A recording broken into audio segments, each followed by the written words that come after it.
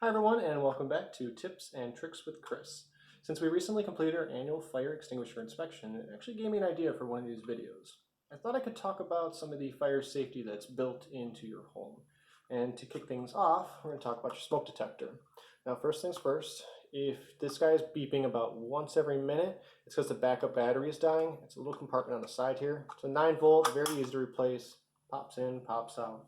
If you're comfortable enough to do it yourself, I'd be happy to even supply you with the batteries. If you're not, just let us know. We can put a work order in and we'll come take care of it for you. Now, the thing about this is purely an audible alarm, and if it's going off, it's not sending off any signals or anything, and you might have accidentally set one of these off, possibly cooking dinner some night, and it got a little smoky in your unit. If that's the case, obviously you can just waft the air away from it. It'll clear up, nothing to be worried about. If you do find one of these going off and you investigate, and there is a small fire, well, that's why you have the fire extinguisher underneath your sink. If it's controlled and you can put it out with that, then that would be ideal. But obviously don't put yourself in any kind of harm's way. Get out of the unit if it's something that you cannot control. Now, if it does get to that point, what'll happen is that up there, you can see the little spiky thing. It's got the red or green thing in it.